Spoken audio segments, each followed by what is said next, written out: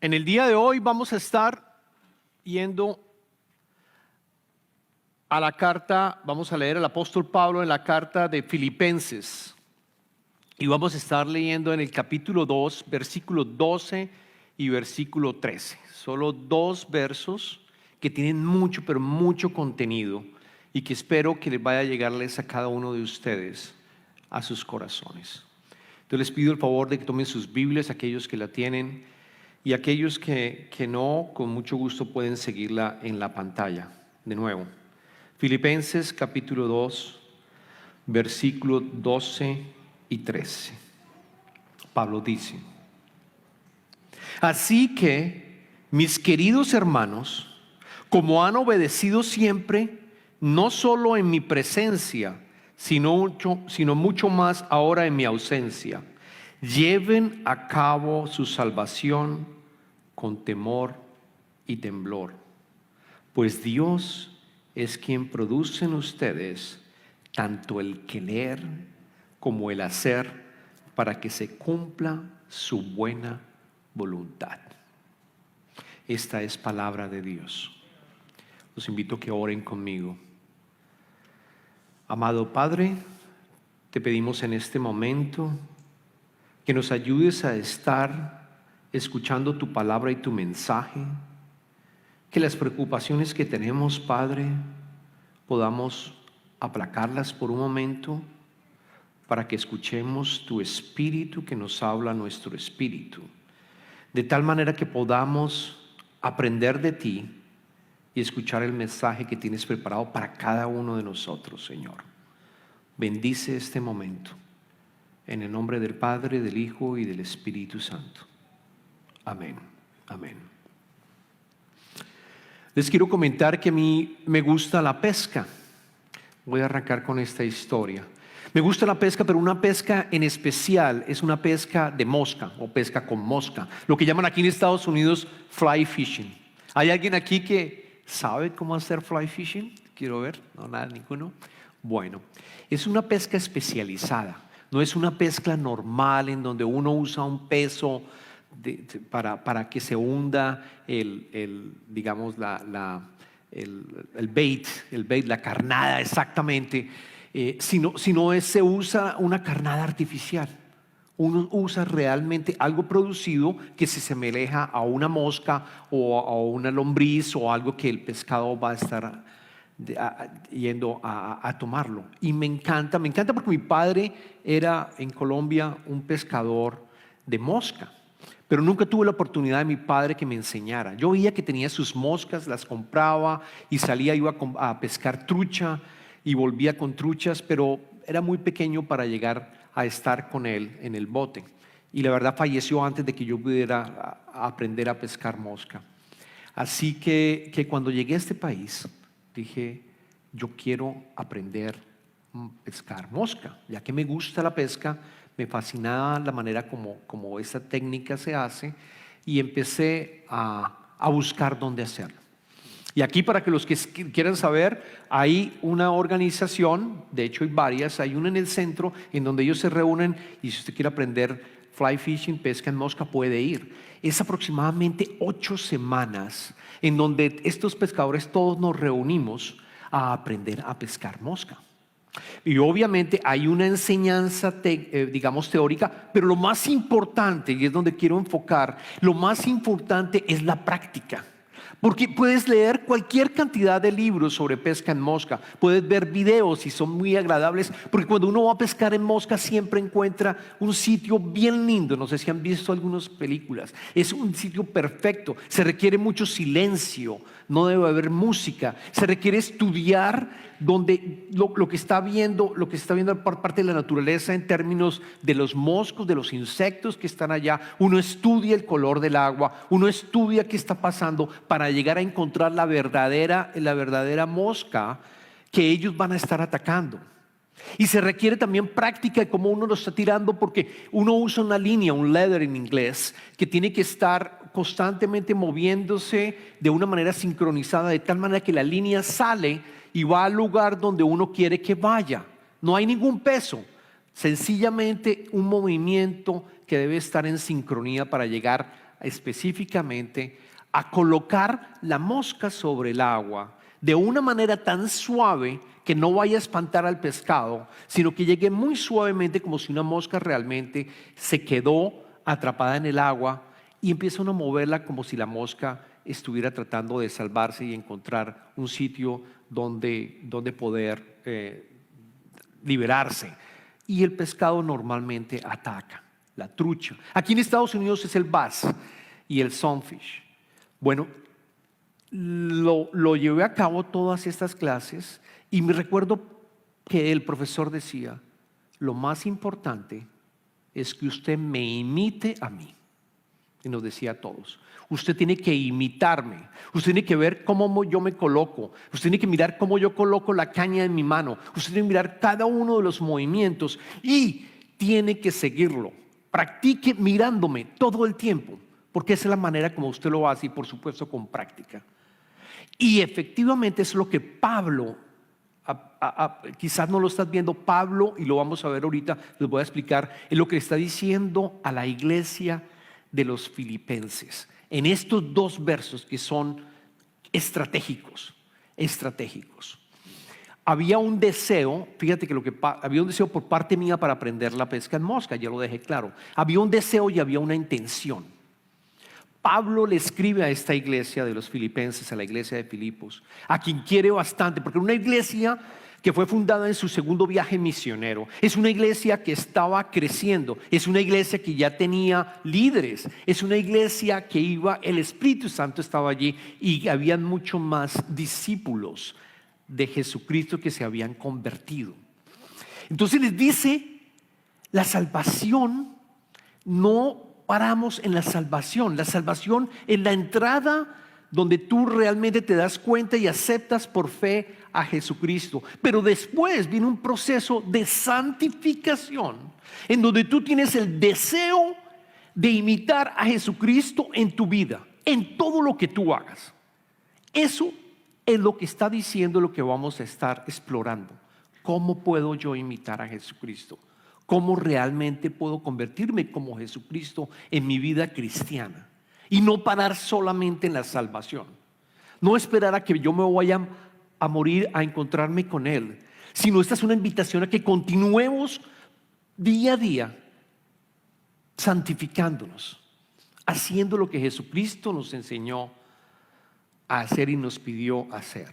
Entonces, cuando veíamos el verso 12 que decía: así que mis queridos hermanos, como han obedecido siempre, ese así que en inglés es therefore, o sea, así que concluye, tenemos que irnos a los versos anteriores. Y no vamos a ir a los versos anteriores, vamos a leer Filipenses, voy a ir al capítulo 2, 5 al 11. No está en este momento, no lo coloques allí todavía porque no está. No coloqué los versos porque es largo. Quiero leer lo que está antes. ¿Por qué? Porque está diciendo: así que vamos a ir a leer desde el versículo 5.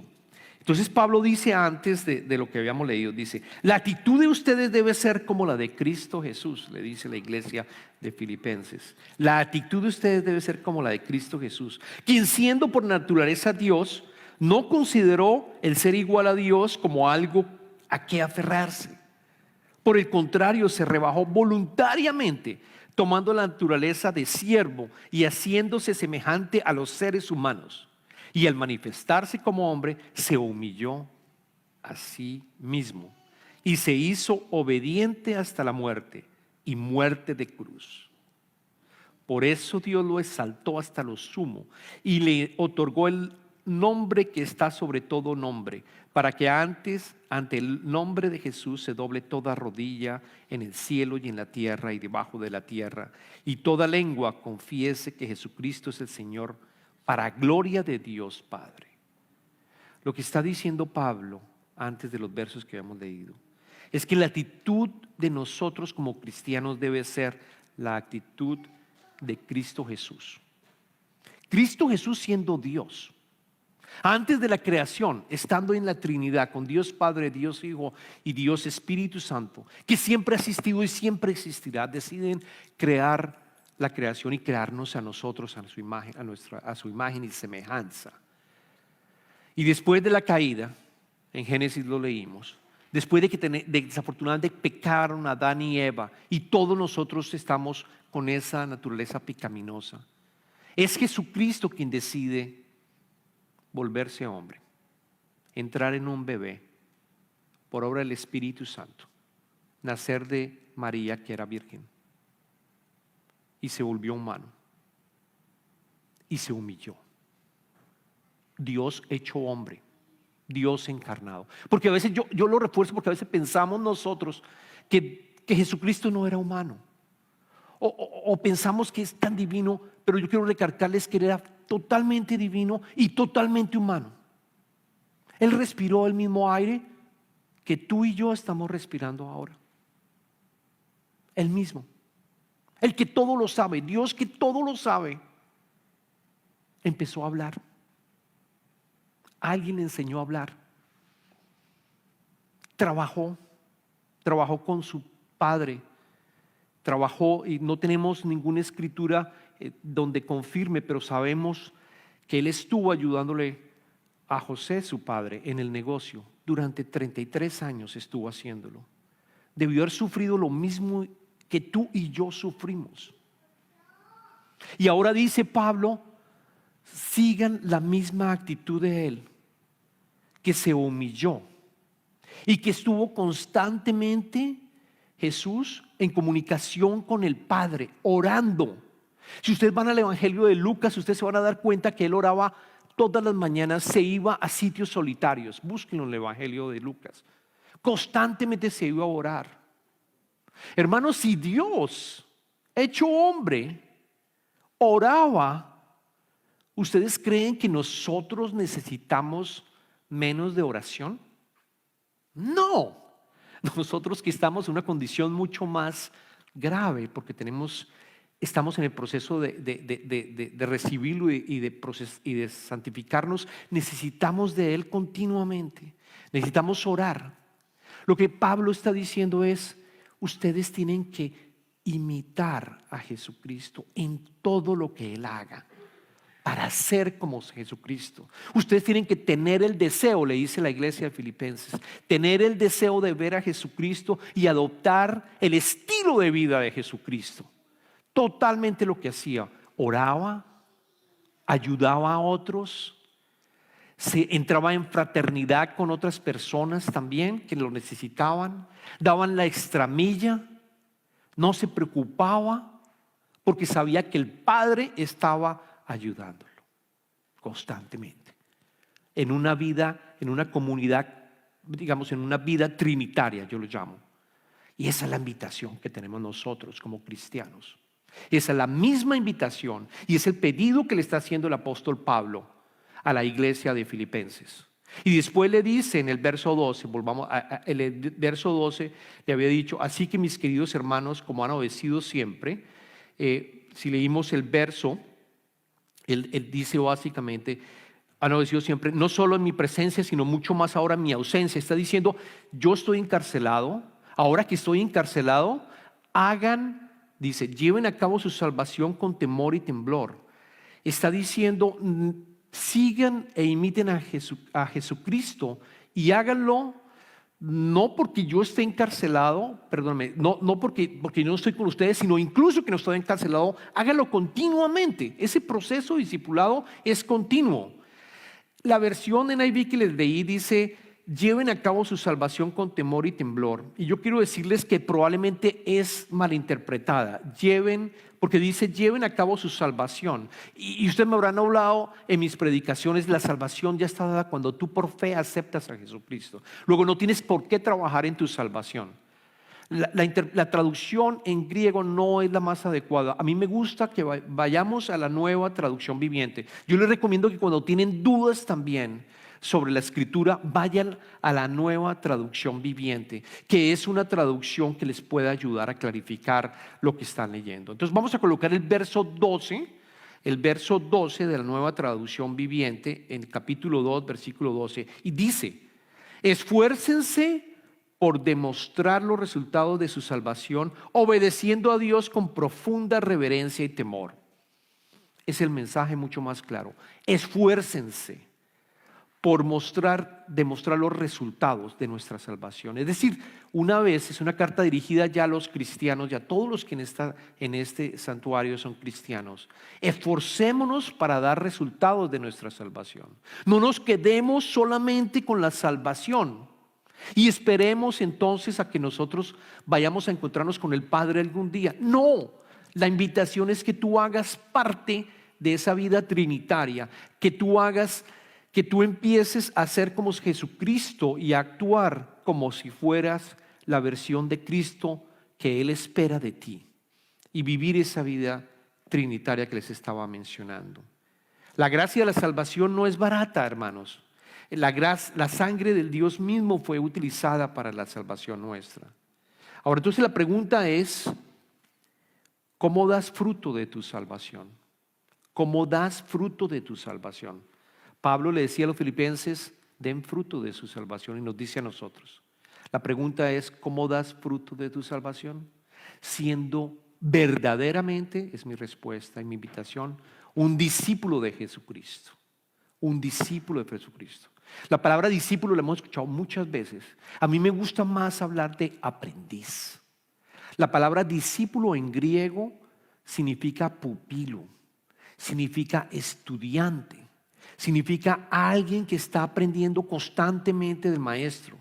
Así como cuando yo practicaba fly fishing, yo estaba siempre aprendiendo del maestro, preguntándole qué hago en esta agua, cómo hago en estas condiciones, qué tengo que ponerle, cómo amarro, etcétera. Siempre estaba aprendiendo porque quería ser como el maestro. Los que están tomando clases de inglés aquí en la iglesia, estoy seguro que ustedes quieren hablar el inglés como lo haga el maestro. Y estoy seguro que les está dando clases continuamente y les dice practique y vean películas en inglés en su casa. Practiquen el inglés porque es como tú puedes volverte como el maestro. Es exactamente lo que significa ser un discípulo. ¿Pero de quién? De Jesucristo, que vino a mostrarnos cómo ser un ser humano y tener y vivir con el Espíritu Santo para la gloria de Él. Desafortunadamente, y lo voy a decir, las iglesias están llenas de cristianos que no son discípulos o no somos discípulos, que no lo seguimos, que queremos la salvación únicamente, pero que no queremos dar el paso adicional de seguirlo a Él, obedeciendo lo que Él nos pidió hacer. Ustedes sabían que la palabra discípulo está 269 veces escrita en el Nuevo Testamento. 269 veces. La palabra cristiano únicamente 3 veces en 3 versos en el libro de los Hechos de los Apóstoles. Porque al final se le dio el nombre de cristiano en la iglesia de Antioquía a aquel que era discípulo de Jesucristo. Luego es lo mismo. Discípulo es un cristiano es un discípulo de Jesucristo. El Nuevo Testamento fue escrito por discípulos de Jesucristo, para discípulos de Jesucristo. Allí está como nosotros realmente seguimos a Jesucristo. Incluso Moisés tuvo discípulos en el Antiguo Testamento. Juan el Bautista en el Nuevo Testamento tuvo discípulos. Pablo tenía discípulos, y él mismo dice en Colosenses, en su carta a Colosenses, en su primera carta, él decía, imíteme, en el capítulo 11, versículo 1, él decía, imíteme a mí como yo imito a Cristo.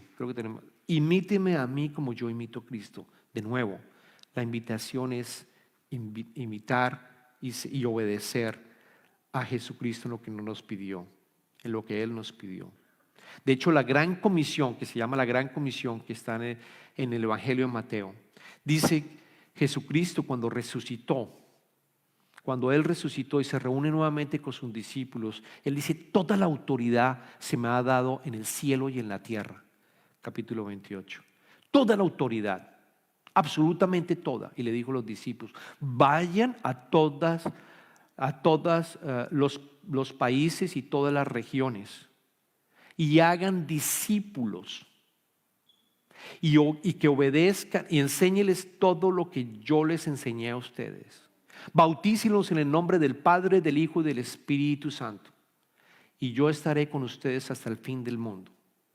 Él dijo dos cosas, Jesucristo a los discípulos y nos dice a nosotros: bauticen, hermanos, a otros para que conozcan de mi palabra. Y por otra parte, hagan discípulos de esas personas que me conozcan y me obedezcan. Yo digo que la gran omisión de la gran comisión, porque la iglesia, ¿qué hace? La iglesia normalmente bautizamos, pero desafortunadamente no invitamos a que realmente seamos discípulos de Jesucristo, obedeciendo lo que Él nos pidió hacer continuamente. La pregunta quizás que ustedes están haciendo en este momento es: bueno, ¿y Covenant? ¿Qué puedo hacer yo aquí en Covenant? En Covenant, cuando nos hacemos miembros, aquellos que han estado en esa ceremonia, porque la llamo porque para mí es muy importante, en esta ceremonia en la cual nosotros le pedimos a las nuevas personas que quieren unirse a Covenant que respondan 5 preguntas y que testifiquen su fe. Algunos de ustedes ya lo han hecho. Y testifiquen su fe delante de los demás. Precisamente la pregunta número 3, en donde decimos, bueno, hay varias preguntas en donde la primera: ustedes rechazan la maldad, rechazan todo lo que sea malo, se van a esforzar realmente por ayudar a trabajar para el reino de Dios, en el sentido que en comunidad vamos a amarnos los unos a los otros. Hay una que dice que la pregunta número 3, y es la que dice: confiesan a Jesucristo como su Salvador, depositan toda su confianza en su amor y gracia y prometen seguirle y servirle como su Señor. Es precisamente la tercera pregunta, la que es: prometen seguirlo y obedecer a Jesucristo como su Señor, como su Rey, precisamente como discípulo. Esa pregunta está allí y es nuestra intención, a través de los cursos de discipulado y adicionalmente una serie de retreats que ya empezamos a hacer en la iglesia, que se llaman Immerse. Vamos a empezar a promover mucho más esto, con el propósito de que aprendamos a ser discípulos de Jesucristo. Yo los invito a que se unan a esos cursos, que continúen aprendiendo. Porque ¿cómo conozco yo a Jesucristo? ¿Cómo lo sigo y cómo lo imito si no lo conozco? Yo tengo que ir a las Escrituras para aprender. Yo tengo que tomar un trabajo. Eso requiere un sacrificio. Entonces, hagámoslo. Sigamos en esto. Se requiere, otra de las preguntas que probablemente se están teniendo es: ¿qué es fundamental para ser un discípulo? Y yo aquí les traigo la respuesta. El discípulo o aprendiz de Cristo, respondí esto porque me parece importante, desea por encima de todo ser como Él. Por encima de todo. Hay un deseo, y eso es lo más importante. Si tú quieres tener un mensaje claro, que tengas el deseo por encima de cualquier otra cosa, de ser como Él, de seguirlo, de aprender, de leer sus escrituras. Señor, yo quiero ser como tú en mi vida cristiana. Quiero ser la versión que tú tienes preparado para mí, en el cual yo te pueda glorificar.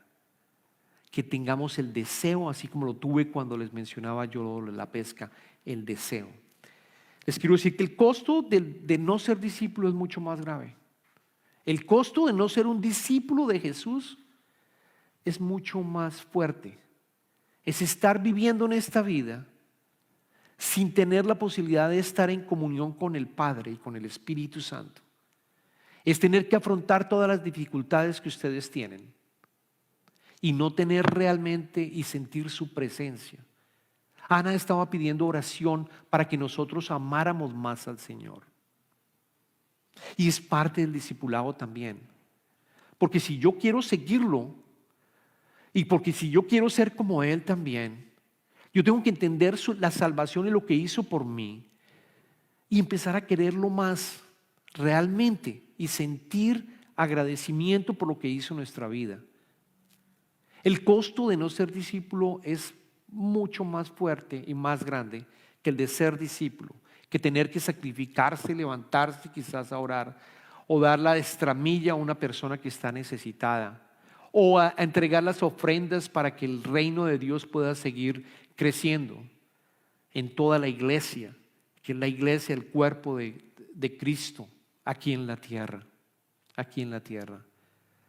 Y esa es mi oración, que ustedes tengan ese deseo de conocerlo más, de ser como Jesucristo, cada día, poco a poco, con la obra del Espíritu Santo trabajando.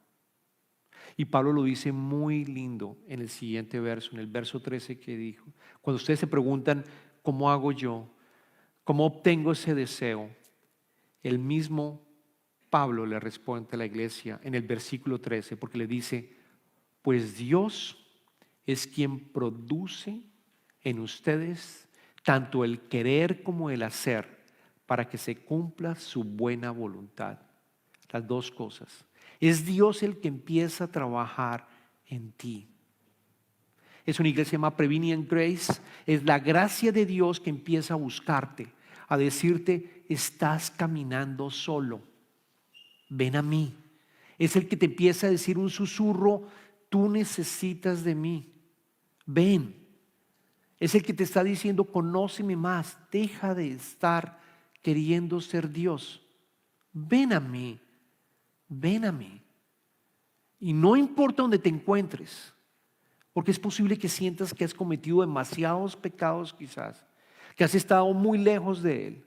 Él te está diciendo, no importa dónde tú estás, yo vine para ti.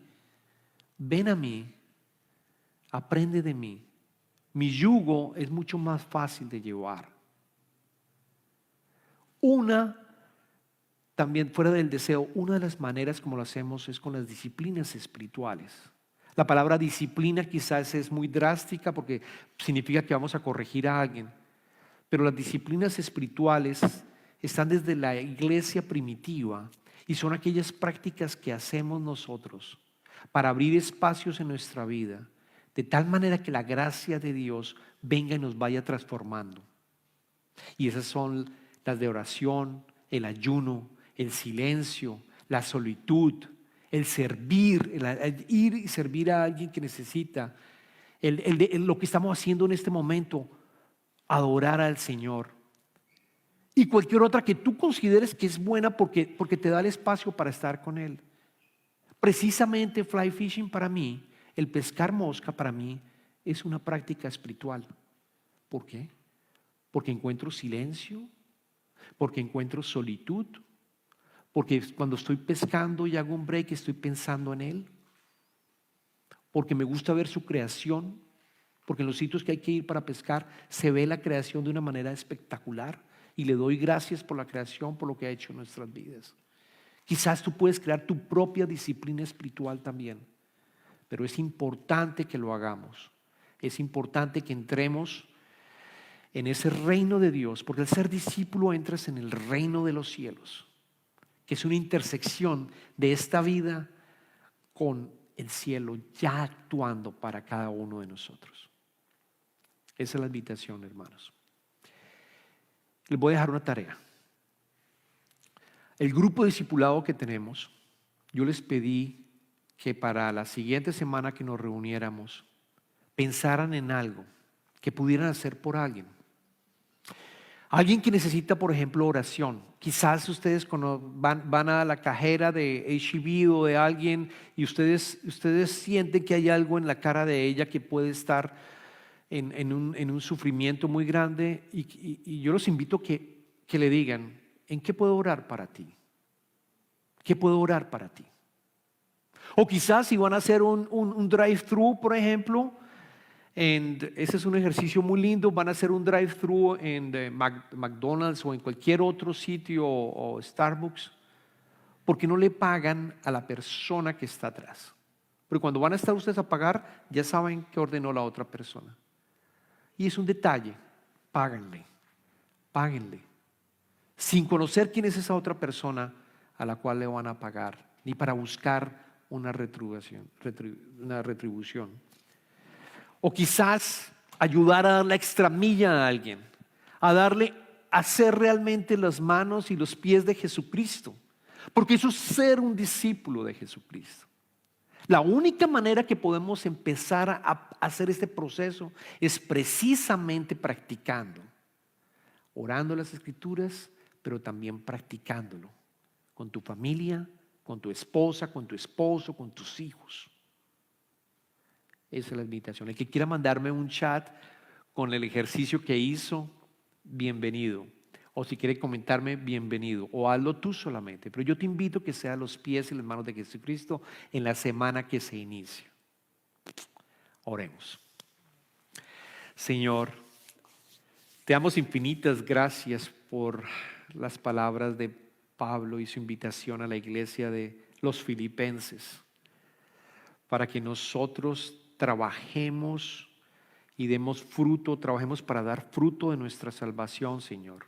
Que no nos quedemos únicamente con la salvación, sino que entremos en este proceso de santificación y de discipulado que tú quieres, porque cada vez que te conocemos más, podemos tener una inversión completa en el reino de Dios, que sabemos que allí también hay milagros y que sabemos que estamos protegidos y acompañados, Señor.